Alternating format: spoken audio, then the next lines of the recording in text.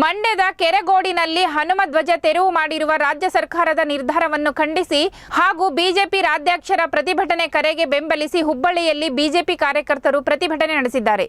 ನಗರದ ಮಿನಿ ವಿಧಾನಸೌಧ ಮುಂಭಾಗದಲ್ಲಿ ಹುಬ್ಬಳ್ಳಿ ಧಾರವಾಡ ಮಹಾನಗರ ಬಿಜೆಪಿ ಜಿಲ್ಲಾಧ್ಯಕ್ಷ ತಿಪ್ಪಣ್ಣ ಮಜ್ಗಿ ನೇತೃತ್ವದಲ್ಲಿ ಪ್ರತಿಭಟನೆ ನಡೆಸಿದ್ದು, ಪ್ರತಿಭಟನೆಯಲ್ಲಿ ರಾಜ್ಯ ಸರ್ಕಾರದ ವಿರುದ್ಧ ಕಾರ್ಯಕರ್ತರು ಆಕ್ರೋಶ ವ್ಯಕ್ತಪಡಿಸಿದರು. ಬಳಿಕ ತಹಸೀಲ್ದಾರ್ ಮೂಲಕ ರಾಜ್ಯ ಸರ್ಕಾರದ ವಿರುದ್ಧ ಕಾನೂನು ಕ್ರಮ ಕೈಗೊಳ್ಳಲು ರಾಜ್ಯಪಾಲರಿಗೆ ಮನವಿ ಸಲ್ಲಿಸಿದರು. ಜಿಲ್ಲಾಧ್ಯಕ್ಷರಾಗಿರ್ತಕ್ಕಂಥ ಸನ್ಮಾನ್ಯ ತಿಪ್ಪಣ್ಣ ಮಜ್ಗಿ ಅವರೇ, ಈ ಪ್ರತಿಭಟನೆಯಲ್ಲಿ ಭಾಗವಹಿಸಿರ್ತಕ್ಕಂಥ ಎಲ್ಲ ಭಾರತೀಯ ಜನತಾ ಪಾರ್ಟಿಯ ಪದಾಧಿಕಾರಿಗಳೇ, ತಾಯಂದಿರೇ, ಆತ್ಮೀಯ ಬಂಧುಗಳೇ ಹಾಗೂ ಮಾಧ್ಯಮ ಮಿತ್ರರೇ, ಇವತ್ತು ಕರ್ನಾಟಕದಲ್ಲಿ ಕಳೆದ 8 ತಿಂಗಳಿಂದ ಅನೇಕ ಘಟನಾವಳಿಗಳನ್ನು ನಾವು ಗಮನಿಸ್ತಾ ಹೋದಂಥ ಸಂದರ್ಭದಲ್ಲಿ ಯಾವ ರೀತಿಯಾಗಿ ಅಲ್ಪಸಂಖ್ಯಾತರ ತುಷ್ಟೀಕರಣ ನೀತಿಯನ್ನು ಕರ್ನಾಟಕದ ಕಾಂಗ್ರೆಸ್ಸು ಮಾಡ್ತಿರ್ತಕ್ಕಂಥ ಸಂಗತಿ ಪ್ರತಿಯೊಂದು ಕ್ಷಣದಲ್ಲಿ ಕೂಡ ಎಲ್ಲರ ಕಣ್ಮುಂದೆ ಬರ್ತಕ್ಕಂಥದ್ದನ್ನು ನಾವು ನೋಡ್ತಾ ಇದ್ದೇವೆ.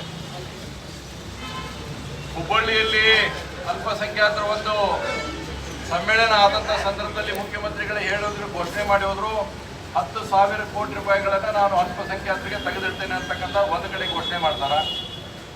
ಇನ್ನೂ ಅನೇಕ ಸಂದರ್ಭದಲ್ಲಿ ಬಂದಂಥ ಸಂದರ್ಭದಲ್ಲಿ ಬೇರೆ ಬೇರೆ ವಿಷಯದಲ್ಲಿ ಅಲ್ಪಸಂಖ್ಯಾತರ ತುಷ್ಟೀಕರಣ ನೀತಿ ಪರಮೋಚ್ಚ ಅವಧಿಗೆ ತೆಗೆದುಕೊಂಡು ಹೋಗ್ತಕ್ಕಂಥದ್ದನ್ನು ಕಾಂಪಿಟೇಷನ್ ಮೇಲೆ ಒಬ್ಬರಿಗಿಂತ ಒಬ್ಬರು ಚೆನ್ನಾಗಿ ಮಾತಾಡ್ತಕ್ಕಂಥದ್ದನ್ನು ಕಾಂಗ್ರೆಸ್ಸಿನ ಅನೇಕ ಸಚಿವರು ಮಾತಾಡೋದಂತ ನಾವು ನೋಡಿದ್ದೇವೆ.